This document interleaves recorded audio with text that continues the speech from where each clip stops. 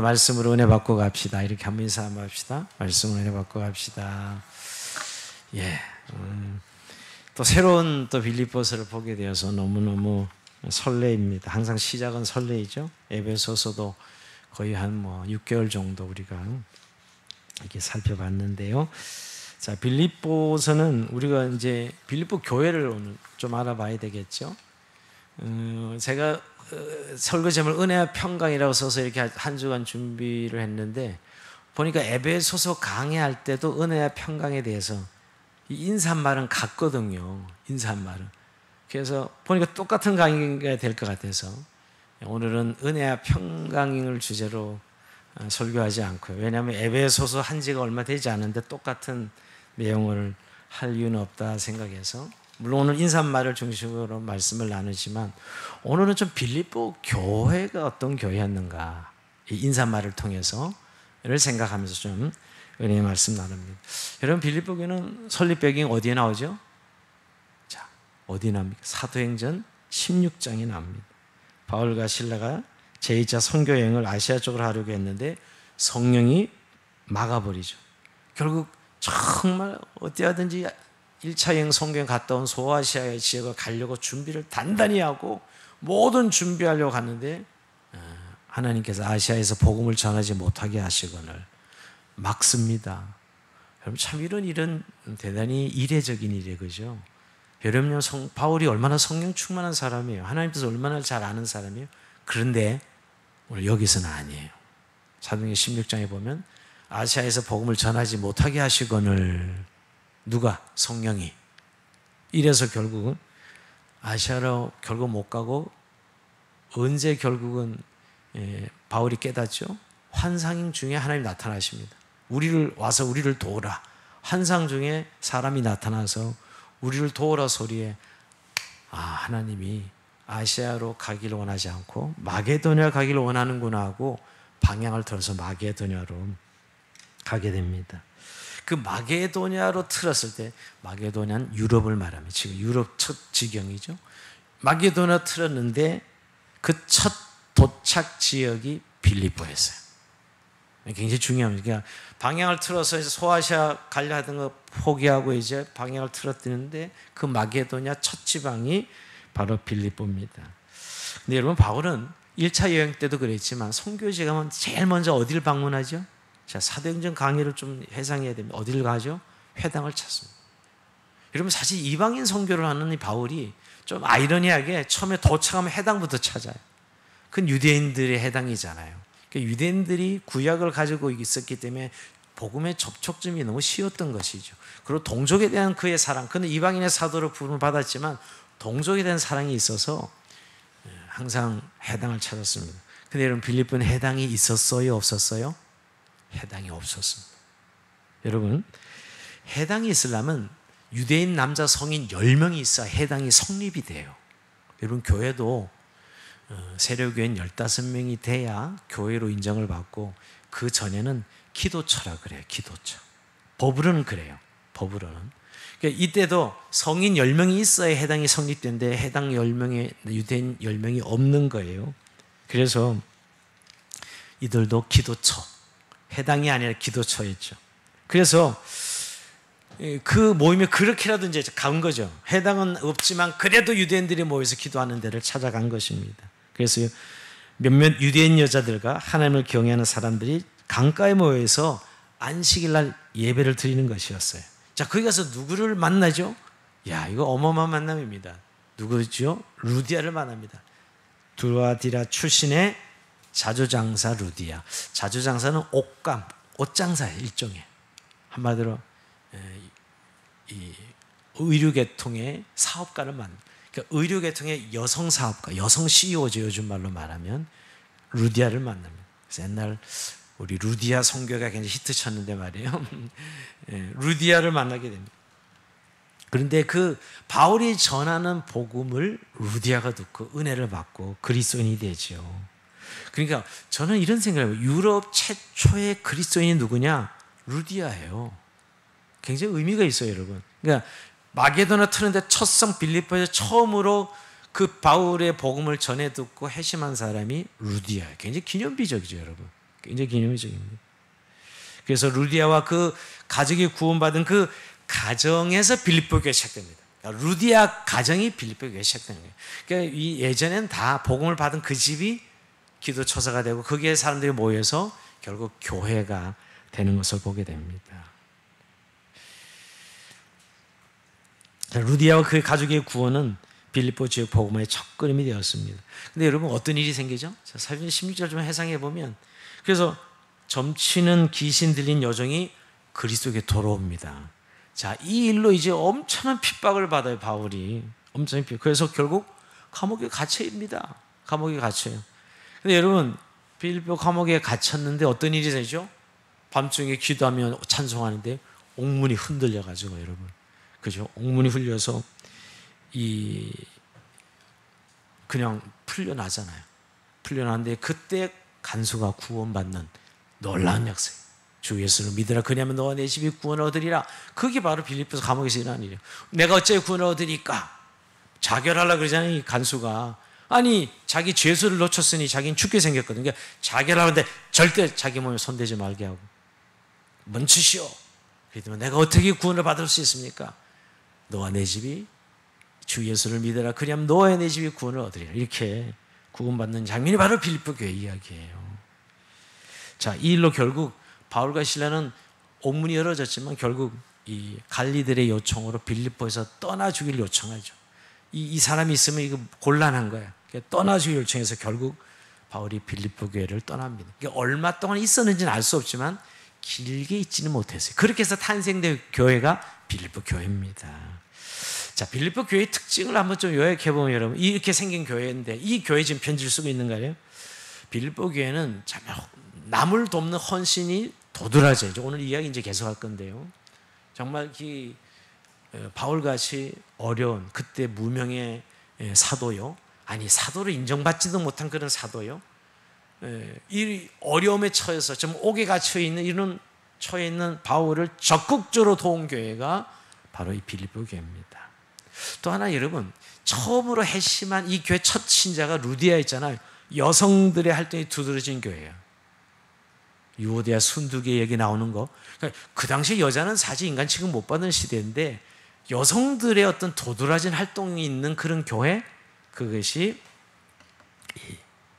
빌립보 교회다 생각해 볼 수 있어요. 그리고 또 한 가지는 구성원들이 다 이방인들이었어요. 별로 유대인들이 없는 이방인, 왜?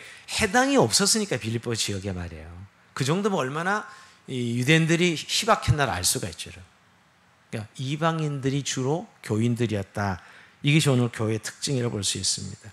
자, 근데 여러분 오늘 이 빌립보서를 언제 기록하냐면 우리가 에베소서도 옥중서신이 있고 빌립보서도 옥중서예요. 골로새서 그렇고 빌레몬서 그런데 지금 바울이 로마 옥에서 처음에는 로마에 갔을 때 자유로운 죄인이었는데요. 시간이 지나면서 그 자유가 제한되고 자유가 없어진 그런 이 바울의 모습을 보게 됩니다. 그래서 시대 가이사 집사람, 그러니까 바울이 사실은 이제 어떻게 될지 모르는 그런 상황까지 가고 있는 거예요. 언제 사형을 당할는지 모르는 그런 지경까지 가서 처음엔 굉장히 우리 사도행전 28장 끝날 때 보면 바울이 로마에 도착해서 이제 자유롭게 막 복음도 전하고 사람들과 함께하는 모습을 보이죠. 죄수 신분은 죄수 신분이었지만, 근데 이때는 이것을 기록할 때는 굉장히 바울이 꼼짝할 수 없는 자유가 제한되는 그런 상황이었다고 볼 수 있습니다. 그러나 이미 바울이 로마에 그 옥을 중심으로, 즉 제수의 신분으로 열심히 복음을 전해서 로마의 복음을 받아들인 사람이 많았다는 것을 알 수가 있습니다.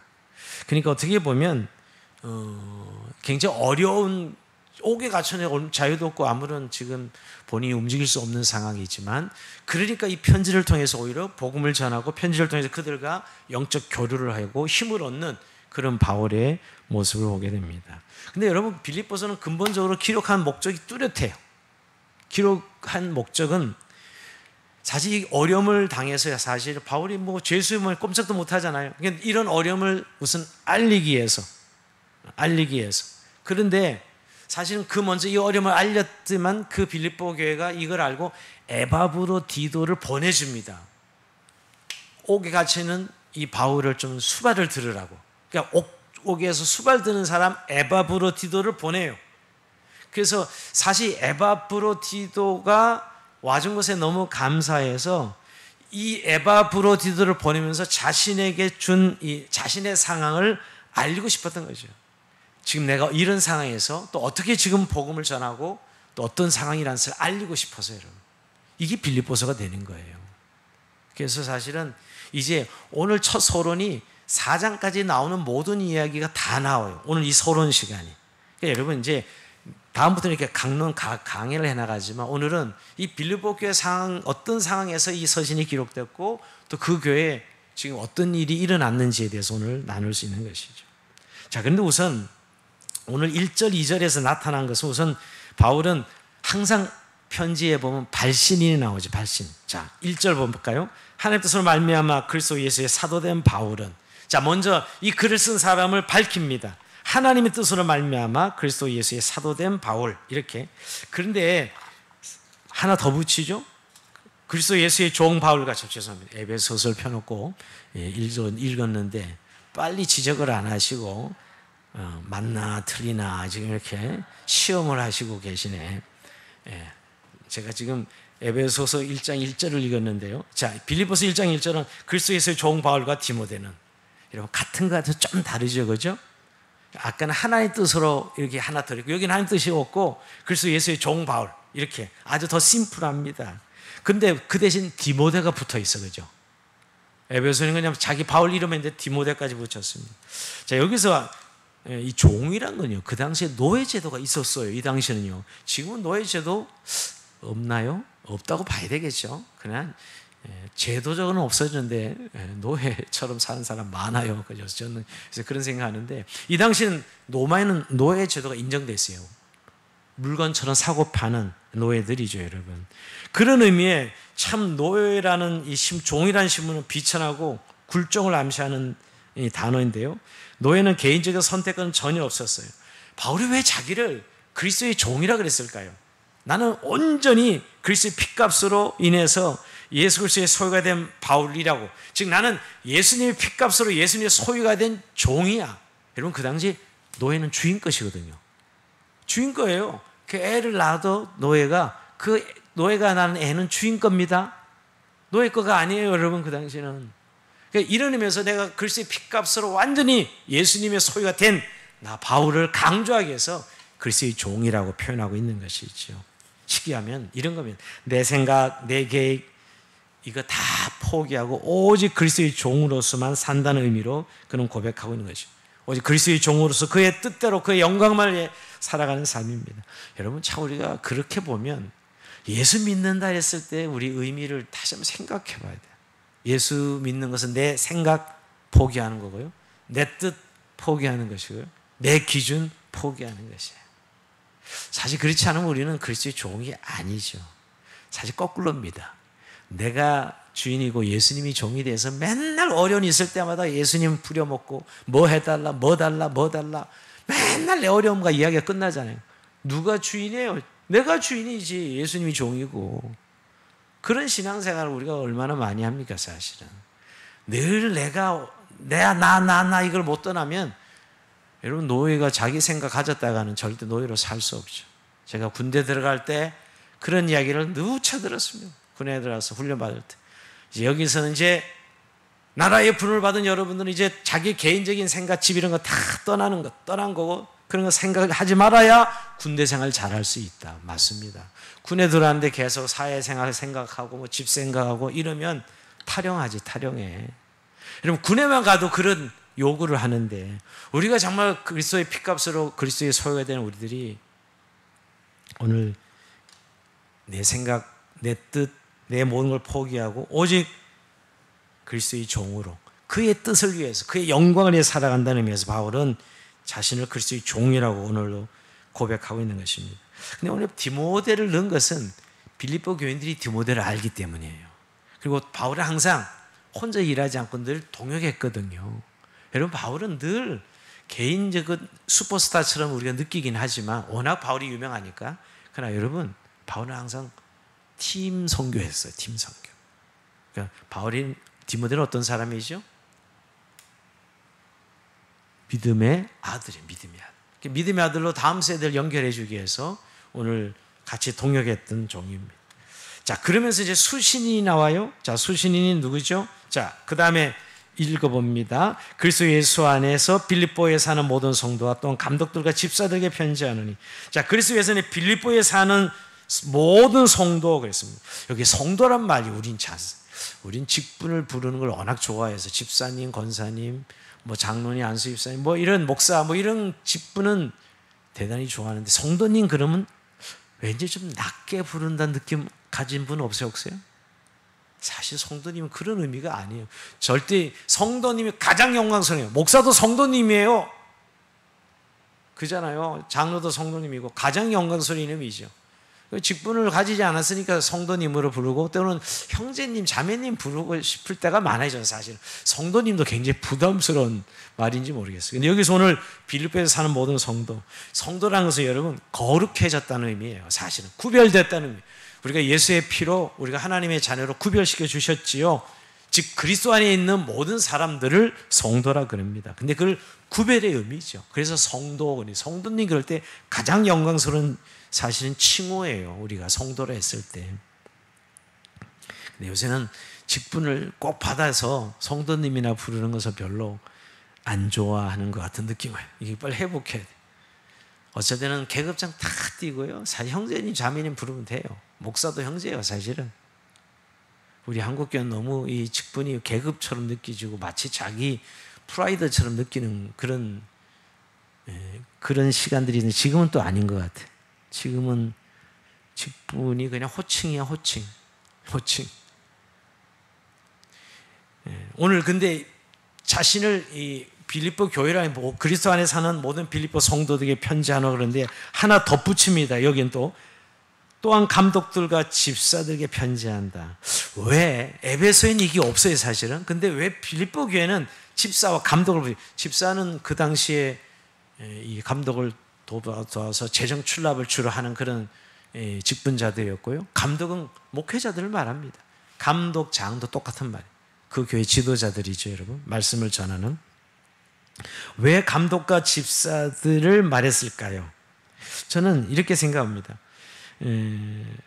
지도자들의 위치를 특별히 인정해 주는, 그러니까 사실 이미 이 당시만 해도 교회 교직 제도가 어느 정도 세워졌다는 걸 말하는 겁니다. 사실 교회가 처음 세울 때 직분제 없었을 거 아니에요? 근데 집사를 세우고 감독 제도가 이제 어느 정도 자리를 잡아가니까 지도자들의 어떤 리더십을 인정하는 의미에서 모든 성도와 또한 감독과 집사들에게 편지한다. 그러니까 그들을 세워주는 그런 의미로 볼 수 있고요. 또 하나는 사실은 빌립보 교회는 굳이 왜 집사 감독을 붙이지? 다른 에베소는 안 붙이는데 빌립보 교회로부터 너무 사랑을 받았어요, 바울이. 그래서 그 사랑의 주축이 되는 감독과 집사들에게 어떤 고마운 마음을 가지고 있는 거예요. 그들이 주축이 돼서 바울을 도왔으니까 옥중에 있는 바울을 에바브로를 보내주고 헌금도 보내주고 그런 의미에서 오늘 이 지도자들을 이름을 붙여줬다 이렇게 보면 됩니다. 자, 이게 오늘 이제 수신자, 발신자, 발신자, 수신자였고요. 그 다음에 2절은 인사죠. 여러분 이건 에베소서 똑같습니다. 아까 1절은 그래도 차이가 좀 있어서 제가 설명하고 2절은 몇 달 전에 에베소 강의할 때 항상 어떤 인사죠? 은혜와 평강이 있을지어다. 은혜는 우리가 주 예수 그리스도의 은혜를, 우리가 하나님의 은혜를 통해서 구원을 받았고 은혜는 구원받은 걸로 끝나지 않고 매일매일 우리가 은혜로 살아가는 삶의 내용이 은혜죠. 은혜.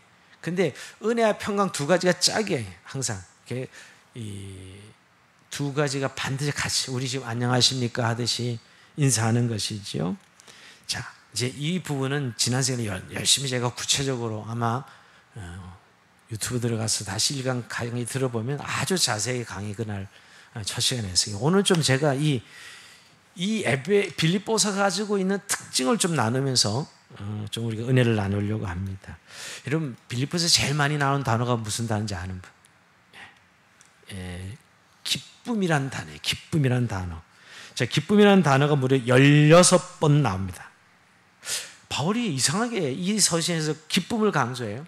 근데 지금 사실 역설은 바울은 지금 감옥에 있는데 뭔가 맞지는 않은 거예요. 감옥에 있는 사람이 자꾸 기뻐하라. 이 빌립보 교회에서 기쁨을 이야기합니다. 모든 서신은 여러분 좀 질책과 충고가 있어요. 바울이 굉장히 약간 센 사람인 거 아세요? 모든 서신서에 아주 직설적인 질책이 다 있습니다. 물론 빌립보서도 전혀 없는 건 아닌데 다른 서신과 비교해 보면 질책과 충고가 없는 사랑의 서신이에요. 정말 사랑이 넘치는 따뜻한 말씀이 주를 이루어요. 정말 좀 빌립보 교회는 특별한 교회로 좀 이렇게 바울이 너무 많은 사랑을 받았기에 빌립보 교회는 좀 이렇게 질책이 없어요. 그러니까 정말 칭찬만 있는 그런 교회다라고 볼 수가 있습니다. 그래서 사랑이 넘치는 따뜻한 말씀이 주를 이룹니다. 그래서 여러분 빌립보서 읽어보면 마음이 따뜻해져 가요. 그러니까 로마 옥종인데 오늘 기쁨, 기뻐한다는 표현, 그래서 기쁨의 서신이다. 빌립보서 이렇게 이야기합니다. 이런 거죠. 로마 감옥에 갇혔는데 빌립보 교회만 생각하면 바울이 기쁨이 넘치는 거예요. 그래서 그 기쁨을 표현한 서신이 바로 빌립보서다 이렇게 볼 수 있습니다. 사실 로마서나 갈라디아서는 이 교리를 통해서 믿음을 도전합니다. 교리를 통해서. 갈라디아서, 이 로마서 같은 경우. 그런데 이 빌립보서 같은 경우는 기쁨을 통해서 믿음을 도전해요. 여러분 우리가 뭐가 쉽겠어요? 교리를 통해서 도전하는 게 훨씬 쉽지요. 근데 바울은 오늘 빌립보서만큼은 교리 등장하지 않고 오히려 기쁨을 통해서 믿음을 도전합니다. 그러니까 우리가 복음 전할 때 예수 믿어야 구원받고 천국 간다 이렇게 해서 이제 믿음이 생기잖아요. 사실 그걸 믿어야 돼요. 예수 믿고 우리가 구원받는 거 아니에요? 천국 가는 거 아니겠어요? 교리라고 생각해 볼 수 있죠. 근데 여러분 그것보다 어느 한 성도가 교회를 다니는데 예수를 믿는데 너무 멋있게 너무 기쁘게 살아가 그 사람 보면 믿음이 절로 생겨요. 여러분 이게 바로 빌립보서예요. 그러니까 기쁨으로 사는 모습을 보니까 진짜 예수 믿고 싶어 이거죠. 진짜 요새 저는 이게 필요하다고 생각해요. 예수 천당 불신 지옥 우리가 전도할 때 너무 많이 써서 그거 모르는 분 없는 것 같아요. 그거 모르는 분 없는데 너나 믿어라 이런 소리 아주 많이 하죠. 전철에서 이제 소리내서 전하면 아주 바로 신고 들어가. 옛날엔 그 정도는 아니었거든요. 여러분 바로 신고 들어가고 바로 와서 제지하더라고요. 제가 한 2번 봤어요. 이제는 예수 믿는 우리의 삶과 우리의 표정에서 와 나도 저렇게 한번 살아보고 싶어. 이게 진짜 복음이 아닐까요? 오늘 빌립보서 그런 서신입니다. 여러분 빌립보서를 좀 기쁨의 서신이라고 우리가 생각할 때 예수님은 자기의 고난과 슬픔을 대가로 지불하고 자기 백성이 즐겁고 행복하고 기쁘게 살도록 해주셨어요. 즉 예수님은 자기 백성들이 말할 수 없는 기쁨을 누리며 영광으로 가득 차게 하시려고 십자가를 지신 것이에요. 우리는 잘못 생각하면 십자가 진 예수님을 생각하면 인상 쓰고 막 힘들어하고 고난에 막 짓이게 되고 이런 걸 생각하기 쉽지만 오늘 여러분 주님은 우리에게 기뻐하라고요. 말씀. 십자가에서 모든 저주와 죄의 짐을 다 지시고 우리를 구원해 주셨으니 너희는 기쁘고 행복하게 살라는 것이에요. 물론 세상의 행복과는 좀 차원이 다르지만 여러분 그래서 우리 예수님 안에서 정말 마음껏 기뻐하고 행복하고 즐거워해야 됩니다. 사실 그래서 복음이 뭐예요? 기쁜 소식이잖아요. 우리가 왜 복음이 기쁜 소식이라고요? 정말 값없이 우리에게 주신 복음 아닙니까?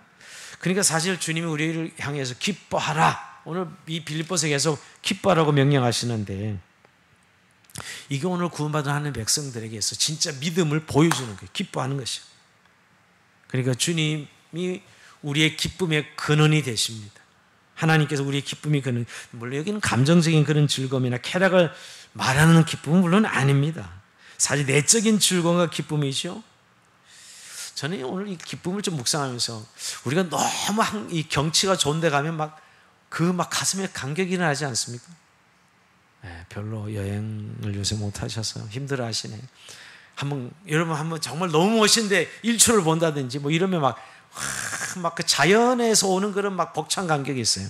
근데 여러분 언제 저는 늘 이런 감정을 느끼냐면 주님을 깊이 묵상하면 정말 이 세상 내려놓고 주님의 신실하심, 선하심, 주님의 구원하심, 사랑하심, 하나님의 인자하심 이런 하나님에 대한 묵상과 막 기도가 일어날 때마다 내 안에 막 기쁨이 샘솟듯 일어나기 시작합니다. 제가 기도하지 않으면 살 수 없는 이유지요. 사실 매일 살아가는 건 에너지 소진이에요. 정말 매일 부딪히는 일은. 그런데 기도의 시간 딱 앉아서 하나님 앞에 내 모습을 다 오픈하고 열고 하나님의 말씀을 깊이 묵상하면서 기도하는 시간, 그때 내 안에 기쁨이 회복되는 것을 보게 됩니다. 네, 여러분, 주님이 계속 기뻐하라고 말씀하시는데 여러분 정말 요새 예수 믿고 기뻐하십니까? 목사가 제일 사실은 좀 스트레스 받는 것은 교인들이 분명히 헌신도 하고요, 또 은혜도 있다고 그러는데요, 너무 지쳐 있어요. 막 주일날 교회 나오는 것도 너무 지쳐가지고 힘들어하는 거예요. 물론 뭐 피곤해서 그런가요? 뭐 그럴 수 있는 거죠. 그게 이상한 건 아니지만, 제 말은 그게 우리가 영적으로 정말 하나님의 기쁨에 그런 데 주님을 믿고 섬김으로 그 에너지가 이제 예배드림으로 다시 회복되고 새로워져야 되는데 그런 에너지를 공급받지 못하는 거예요. 여러분, 사실 우리가 기쁨이 진짜 없다면, 개그를 말하는 게 아닙니다. 기쁨이 없다면 우리는 사실 종교 행위에 불과한 것이에요. 예배를 드리는 것도 그렇고 주님을 위해서 일한다는 것도 사실 그저 종교 의식이죠. 주님은 그런 우리들을 기뻐하지는 않습니다. 이런 거죠. 왜 기쁨이 하나님 우리의 최고 가치고요, 결국 하나님의 절대 주권을 우린 믿잖아요. 이 세상에 어떤 일이 나도 여러분 결국 그 모든 하나님의 절대 주권 아래 일어나는 일들이에요. 예수 믿고 바뀐 세계관이 뭐예요? 이 세상을 살아가는 가치가 뭐가 바뀐 거예요? 여러분, 찬새 한 마리도 주님의 뜻 아니면 떨어질 수 없는 하나님의 절대 주권을 믿는 거죠. 여러분, 우리가 하나님의 그 절대 주권과 신실하신, 근데 그 주님이 나를 사랑하 십자가를 달려 죽으시고 부활하셔서 우리를 여전히 인도하시고 사랑하신다는 것, 그 하나님의 사랑과 성품을 묵상할 때 우리 안에 놀라운 기쁨들이 일어나는 것이죠. 저는 그래서 오늘 너무너무 회개가 되는 것은 일을 열심히 하고 뭘 헌신을 하려고 애를 쓰는 것, 중요하죠. 그런데 정말 우리 안에 기쁨이 있냐는 거예요.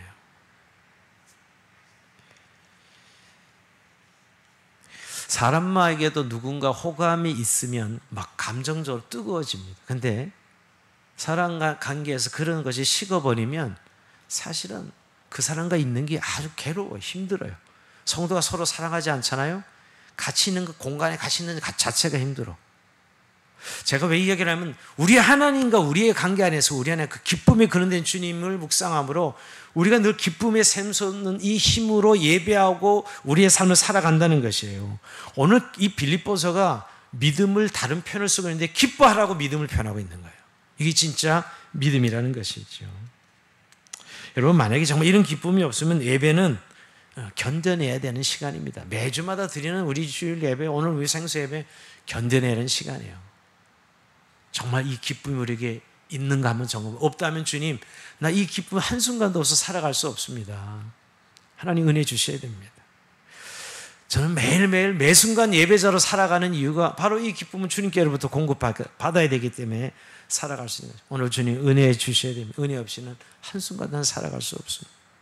근데 다른 기쁨에 취해 있는 사람은 이걸 몰라요. 그러니까 세상이 주는 기쁨이죠. 돈이 주는 기쁨. 그러니까 세상이 주는 기쁨 때문에 동기를 이렇게 누리는 사람들은 하나님의 기쁨에서 별 관심 없어요. 지금 별 관심 없더라고요. 그저 오히려 개그 한 프로 보는 게 훨씬 나아. 재밌는 영화 한 프로 보는 게 훨씬 낫더라고요. 정말 우리가 하나님 안에 있는 이 기쁨 말이에요. 오늘 바울이 지금 로마 옥중에서도 기뻐하라 이렇게 지금 말씀하는 그 기쁨 말입니다.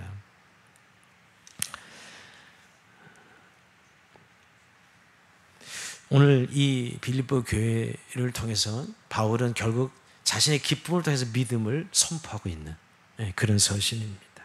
근데 여러분, 바울이 왜 기쁨이 넘치는 이 빌립보서를 기록했죠? 사실 주 63년에 바울이 로마 감옥에 갇혔을 때 빌립보 교인들은 그 소식을 듣고 그냥 예면하지 않았어요. 사실 바울 사도 옥에 갇혔다. 아니, 자기들에게 복음 전해준 사도가 지금 옥에 갇혔다는 얘기를 들었습니다. 그때 우리에게 복음 전해 바울 사도가 옥에 geç혔대. 기도합시다. 대부분 교회는 그렇게 끝냈어요. 근데 빌립보 교회는 그러지 않았어요. 우리가 빌립보 교회 교인들은 우리 옥에 갇힌 사도 바울을 위해서 기도합시다 끝나지 아니하고 그들은 기도한 다음에 그 걱정하는 마음을 담아서 즉시 위로금을 모았습니다.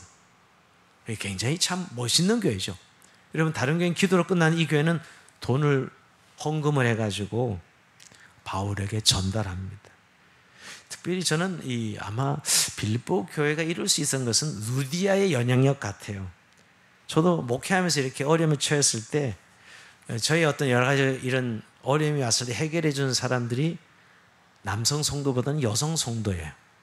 이게 사실입니다. 물론 남성들이 헌신할 때도 보면 그 아내가 여보 목사님 위해서 좀 헌신 좀 해봐 이렇게 이야기해 준 아내가 있어서 남성들이 헌신해. 제가 남성을 비하하는 건 아니고요.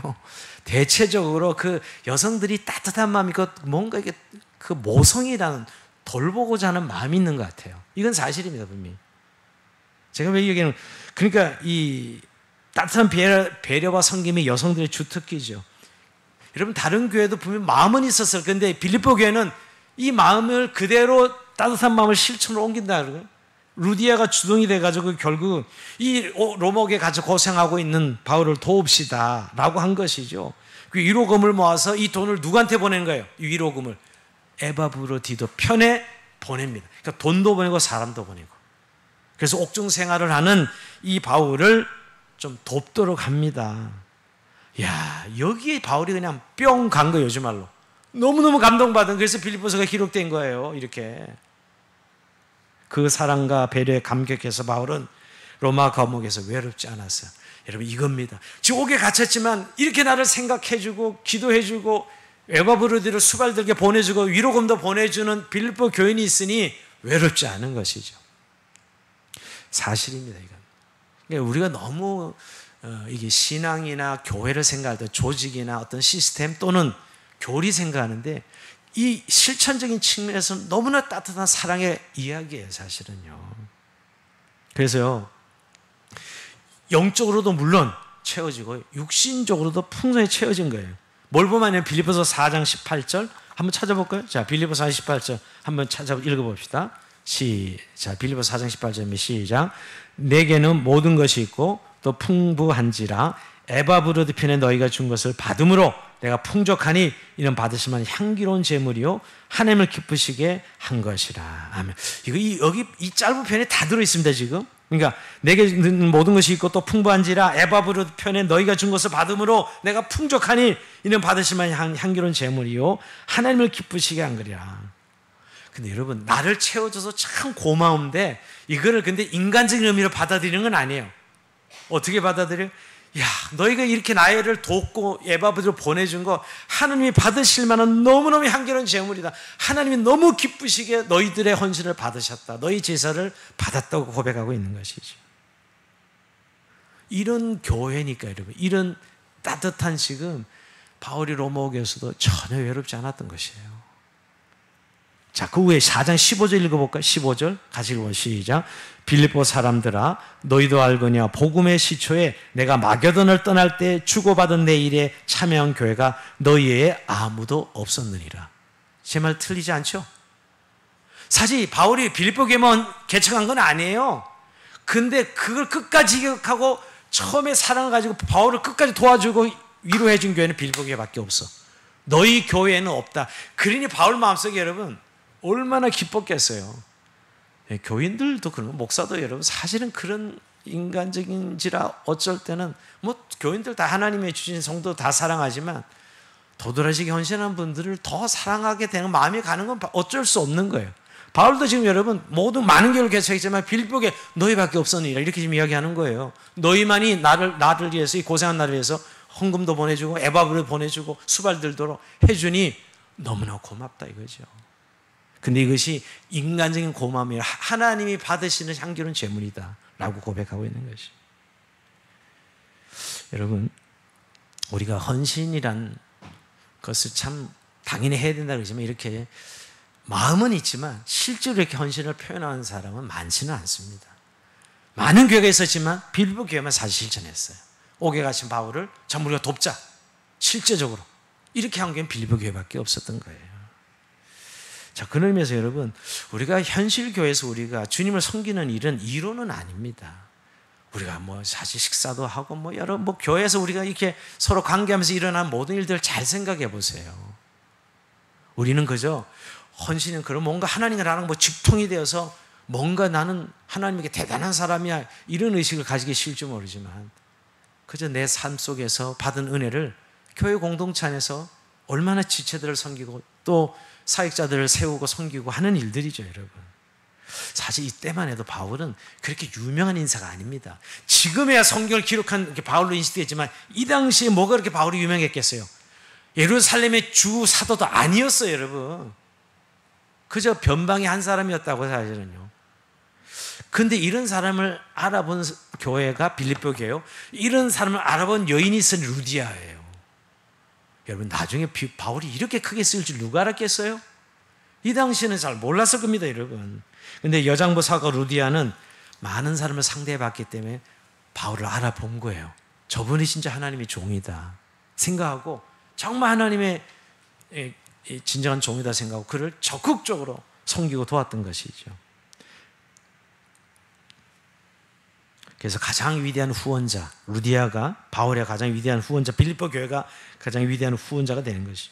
여러분 오늘 에바브로디도까지 파송해서 옥중 수바를 들게 하는 것, 이게 아주 핵심이에요. 핵심. 바울에게 오늘 빌립보서를 전체를 간통하는 핵심 현실적인 이유입니다, 사실은. 근데 여러분 어떤 일이 생기죠? 옥중 수바를 들다가 에바브로디도가 병들어 죽게 된다고요. 거의 죽을 지경에 이제 살펴보겠지만 앞으로. 그리고 바울이 나를 위해서 보내준 종이 자기 수발 들다가 병이 더 죽게 됐으니 얼마나 제 기가 막혀요.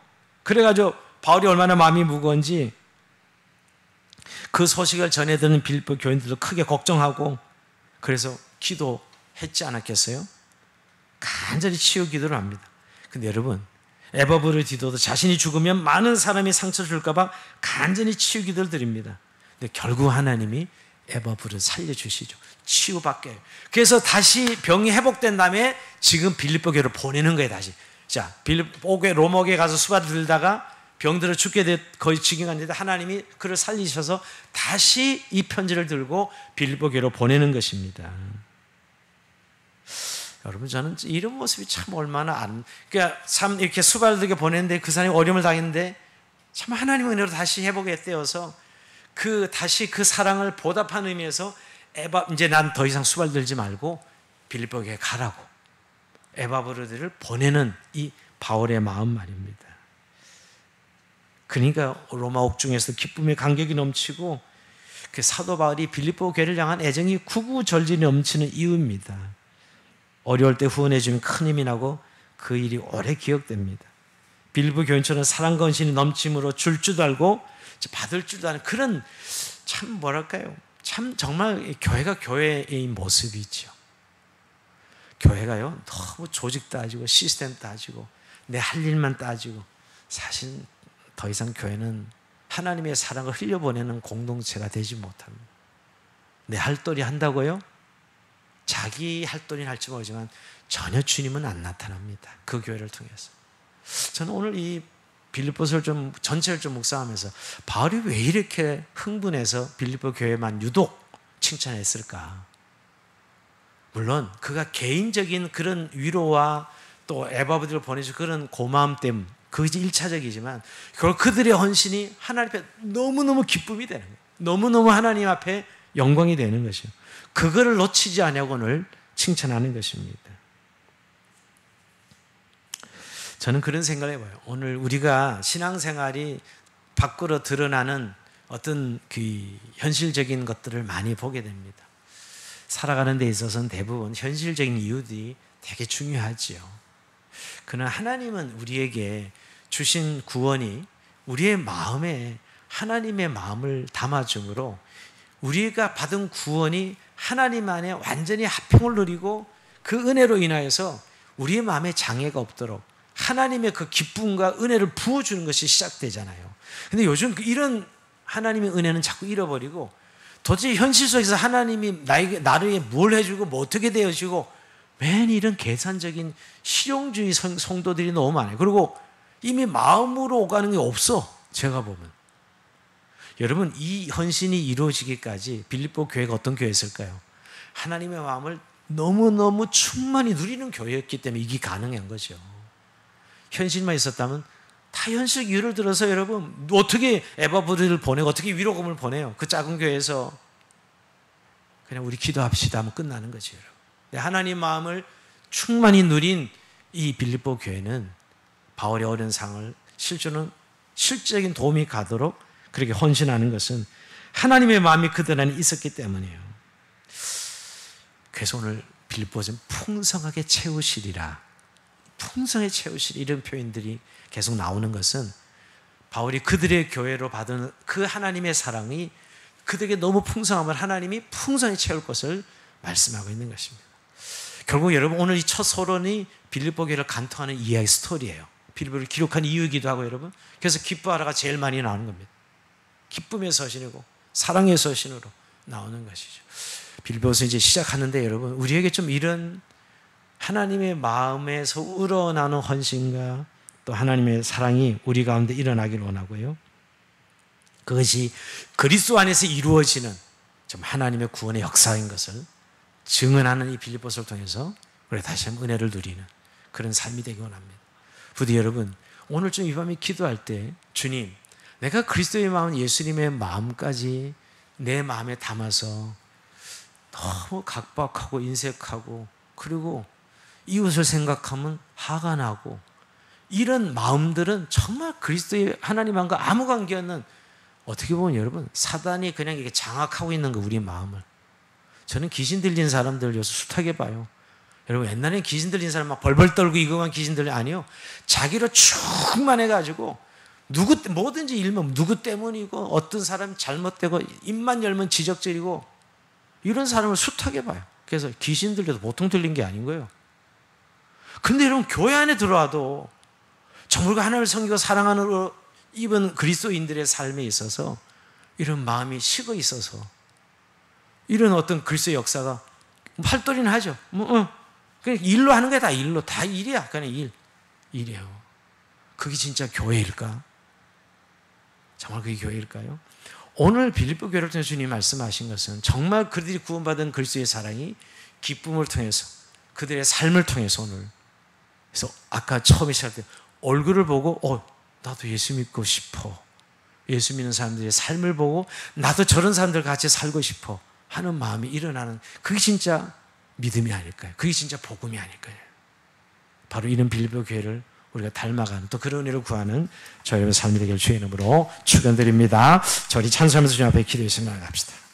은혜 아니면 살아갈 수